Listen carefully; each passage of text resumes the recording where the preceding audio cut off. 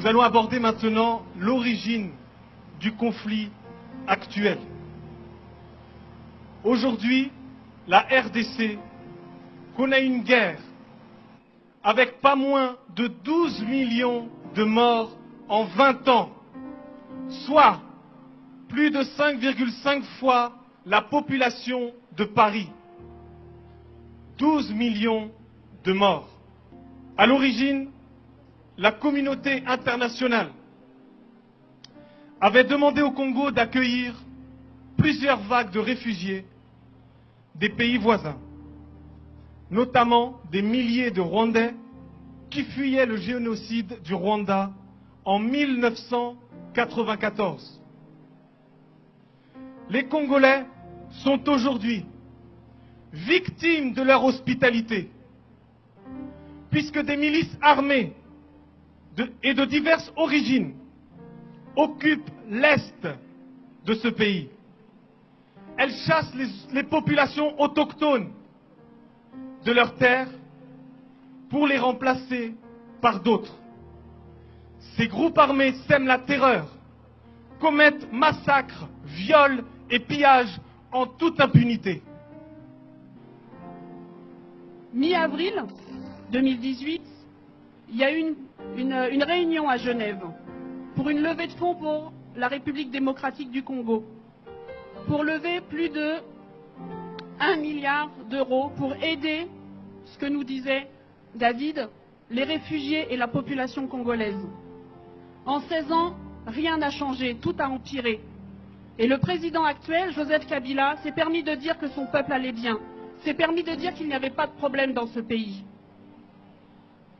Je vais vous dire quelque chose. Qui a un téléphone? Vous avez tous des téléphones. Prenez-en soin, car dans ce téléphone, il y a les larmes et le sang d'enfants et de femmes qui vont chercher du coltan. Prenez-en soin.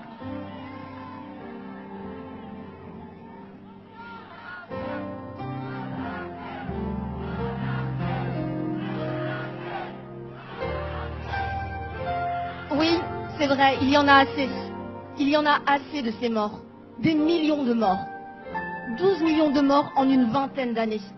C'est le terrible résultat d'une course sans pitié vers les richesses du Congo. La RDC détient 2 des minerais les plus recherchés au monde, le coltan et le cobalt. Ces matières premières sont présentes dans beaucoup des appareils que nous utilisons tous les jours, comme les téléphones portables, les ordinateurs, les consoles de jeux et aussi les batteries de voitures électriques. Vous l'avez bien compris, ce sont les minerais de demain. Le Congo en détient 2/3 des réserves mondiales.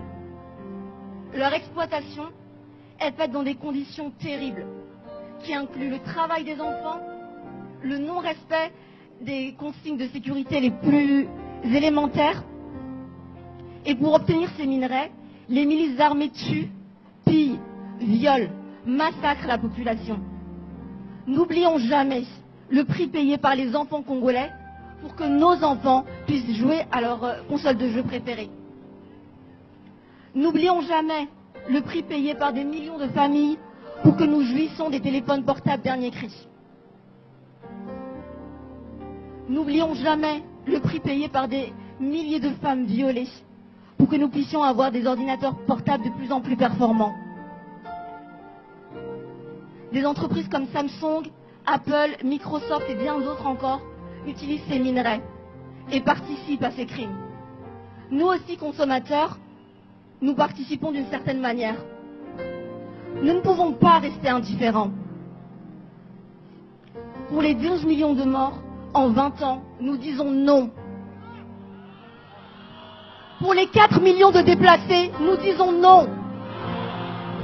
Pour les millions de femmes violées, nous disons non. Pour les jeunes filles, les fillettes à qui on a volé l'innocence, nous disons non. Pour les milliers d'enfants privés de soins médicaux et d'éducation, nous disons non. Pour toutes les atrocités commises au Congo, nous disons non.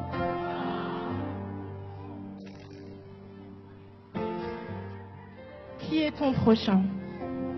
Qui est mon prochain?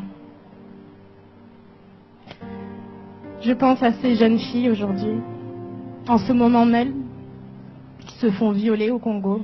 Je pense à ces femmes Et vous, pensez à elles.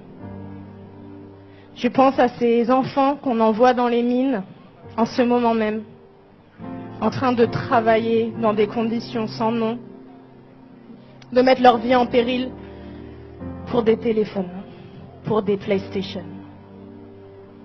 C'est le monde dans lequel on vit et chacun de nous a sa responsabilité. Chacun de nous est citoyen du monde. Chacun de nous a une voix. Et aujourd'hui, mon prochain, c'est le Congolais.